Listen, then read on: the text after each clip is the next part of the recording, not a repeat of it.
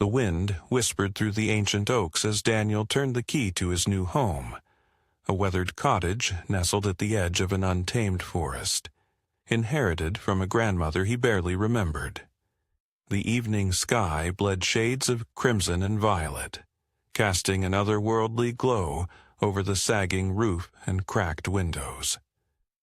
Shadows stretched long in the fading light, and the scent of damp earth mingled with the faint aroma of wildflowers.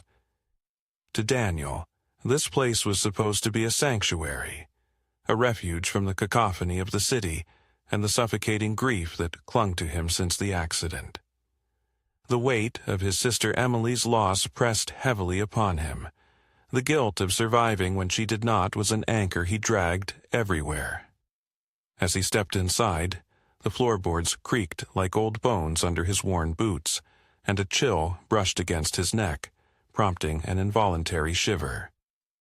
He ran a hand through his tousled dark hair, trying to shake off the unease. "It's just an old house," he murmured, convincing himself that the hollow feeling in his chest was merely fatigue, and not the echo of past regrets. That first night, exhaustion tugged at his eyelids, but sleep remained elusive. The house settled around him with sighs and groans, each sound amplified in the silence. As Daniel lay on the lumpy mattress, staring at the water-stained ceiling, he tried to focus on the steady rhythm of his breathing. Just as he began to drift off, a prickling sensation crept over his skin, a tingling awareness, as if someone were brushing a feather along his arm.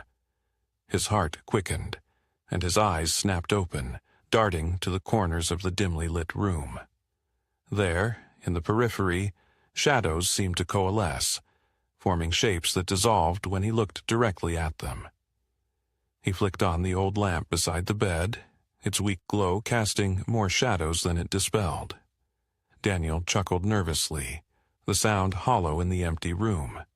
"Get a grip," he told himself, rubbing his eyes. "You're alone.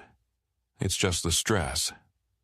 He turned off the light and rolled over, pulling the threadbare blanket up to his chin, willing himself to ignore the unsettling sensation that lingered. Morning light filtered through the dusty curtains, heralded by the symphony of birds outside. Daniel awoke to a sharp sting on his forearm.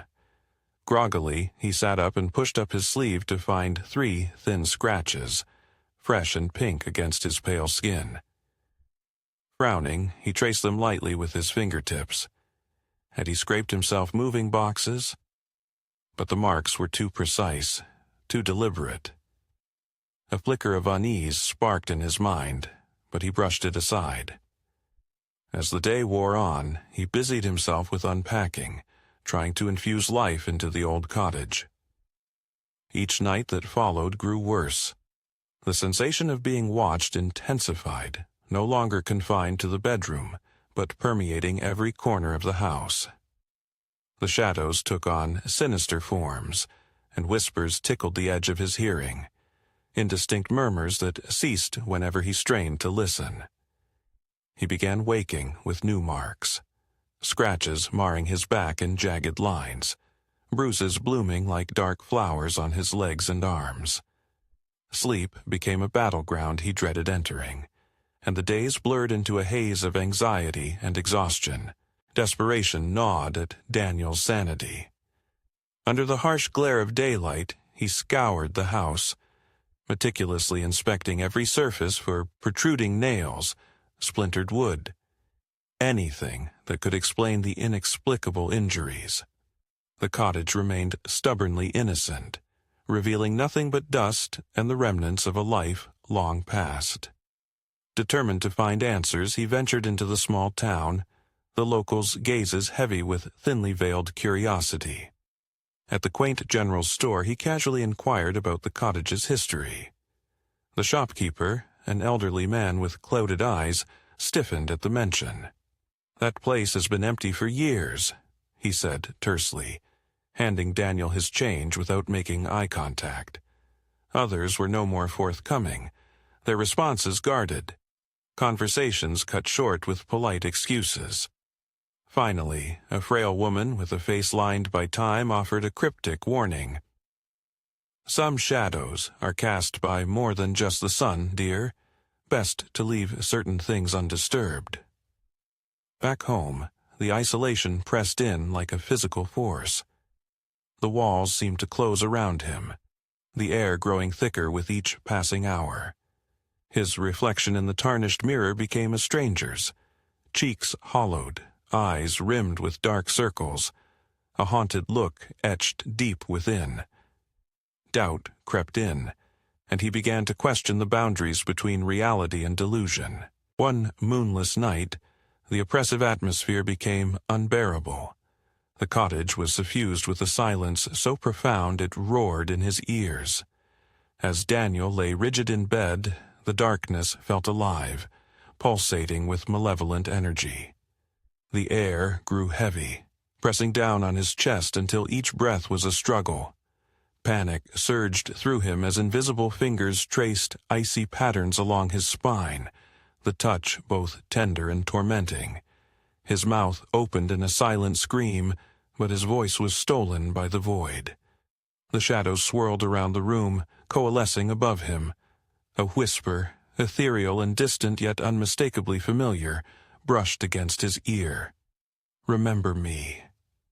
The voice sent a jolt of recognition through him, stirring memories he had long buried.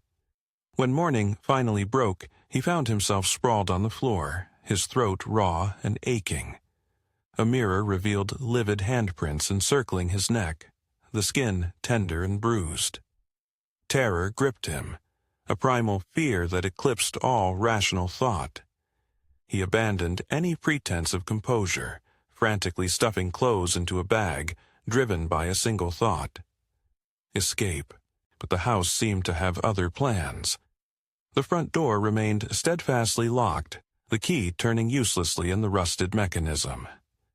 The windows, once loose in their frames, now refused to budge, the glass cold and unyielding beneath his pounding fists.